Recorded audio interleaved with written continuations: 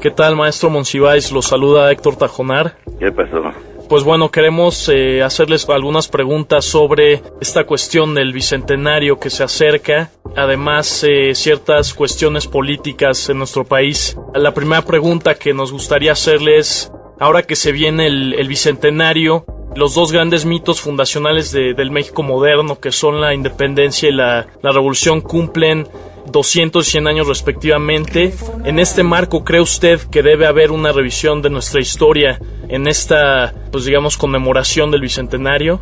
Mira, si no hay ni siquiera una revisión de la burocracia encargada de las conmemoraciones, ¿cómo puede haber una revisión de la historia? En este marco lo que va a haber, y de una manera muy conspicua, es un bla bla bla circundado por fuegos de artificio. No se ha preparado con rigor casi nada. Todo se está fiando a la capacidad de los municipios de celebrar a sus héroes o a la capacidad de los héroes de celebrar a sus municipios.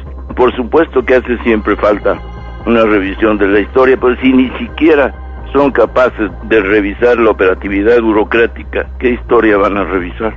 Maestro, habla Emilio Lezama. Digamos, fuera de los festejos, ¿qué significa la Revolución Mexicana a 100 años?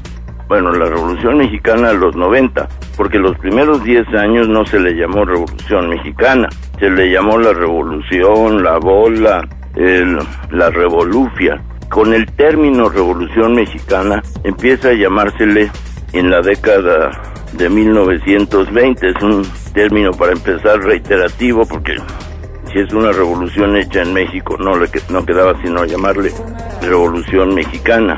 ¿Qué significa la revolución? Significa, lo han dicho mucho desde antes de Octavio Paz, es la revelación, lo dice por ejemplo Vasconcelos, es un ajuste de cuentas, no con la desigualdad social, que en lo básico no se movió casi nada, aunque ciertamente hubo movilidad, desde el punto de vista del crecimiento de las clases medias, del acceso de muchísimos a las universidades, etcétera.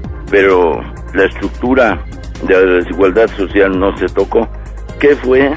Un aflorar de entusiasmos, pasiones, codicias, riñas facciosas, heroísmos, grandes batallas, personajes extraordinarios, una conmoción, un bullicio en el sentido histórico como no se recordaba, que fue la Constitución de 1917, la posibilidad de que el país tuviera otra geografía espiritual o cívica, el poner en cuestión muchos de los presupuestos de una moral rígida, que ciertamente ya no quedó igual, fue con nombres Madero y Huerta y Carranza y Villa y muy especialmente Zapata y Obregón y Calles, etcétera, etcétera. Fue un movimiento extraordinario cuyo triste momento de ajuste se llamó el PRI, se sigue llamando el PRI, y cuyos, digámosle así, por darle un nombre a lo que ciertamente no lo merece, cuyos herederos son Fox y Calderón. Maestro, siguiendo este análisis de la historia... Me faltó Cárdenas, es una omisión culpable de mi parte. Maestro, y siguiendo este análisis de la historia política de nuestro país, parece ser que desde la independencia en la historia oficial, dividir la historia política en dos bandos, que en sus distintas diversificaciones se han caracterizado por su incapacidad para llegar a un acuerdo. ¿Está usted de acuerdo con este análisis que se ha hecho en la historia oficial? No, son dos bandos, no es que se haya, la historia oficial los haya reducido a dos bandos, son dos bandos, sea liberal o sea conservador. Ya cuando las banderías se multiplican y cuando hay todo tipo de interpretaciones, de versiones, de proyectos, es en la revolución, pero en el siglo XIX no veo que se inventen los dos bandos, no veo un tercero. En el siglo XX, la historia oficial ya además padece de debilidades muy notorias, porque hay demasiadas versiones de la historia oficial. La que queda, que es la de los libros de texto, que a fin de cuentas esa es ahora y desde los años 60 la historia oficial, no tanto que divida al país en dos bandos, sino que le da oportunidad a todos que tengan su nombre inscrito en alguna página, pero los temas centrales no se discuten y los temas centrales siguen sin ponerse, sin exhibirse. Lo que hay ahora, si se trata de dos bandos, son los que murieron en el camino sin que sus propuestas y sus luchas quedasen registradas debidamente, y los que ganaron sin que quede claro cuál fue el sentido de su triunfo y si fue tan absolutamente personal como a veces parece. Maestro, yéndonos un poco al contexto más actual, justamente hablando esto de los bandos, ¿usted cree que hace falta una revisión autocrítica de la izquierda en México? Como nunca. ¿En qué sentido? Porque hay, por ejemplo, un grupo, iba a decir encabezado, pero no sé si tiene sentido aplicarle una dirección primera a esa corriente.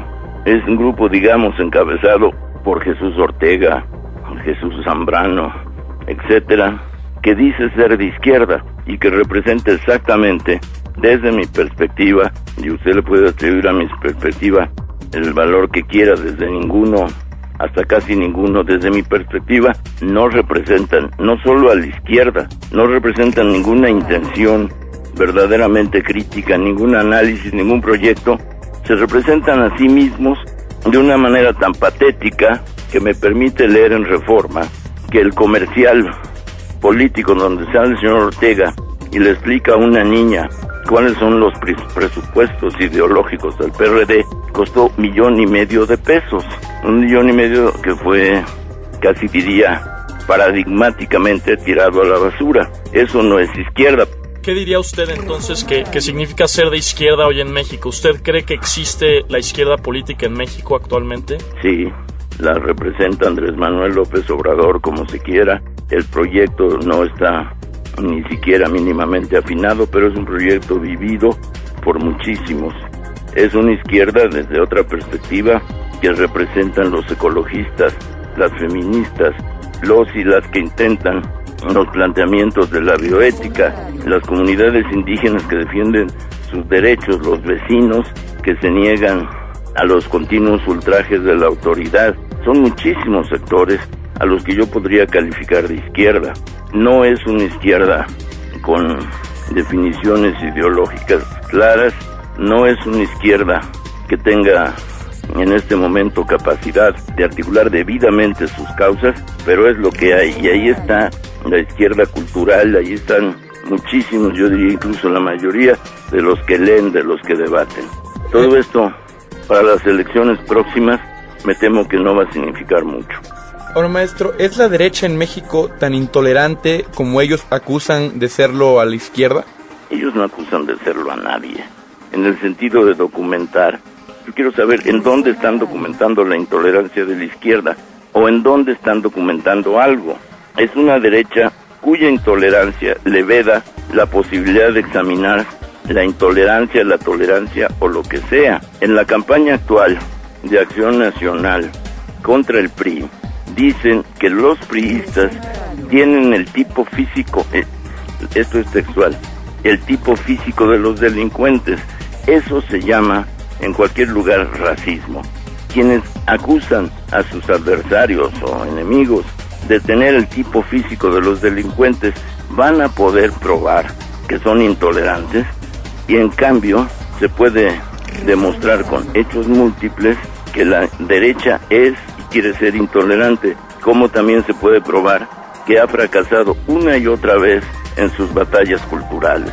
No han podido prohibir la minifalda, no han podido prohibir el arete en los jóvenes, no han podido prohibir películas como El crimen del padre Amaro, que el PAN pidió que no se exhibiera, no han podido evitar el aborto legal en la Ciudad de México, no han podido censurar o prohibir las sociedades de convivencia en la Ciudad de México. Han fracasado en muchísimas batallas culturales.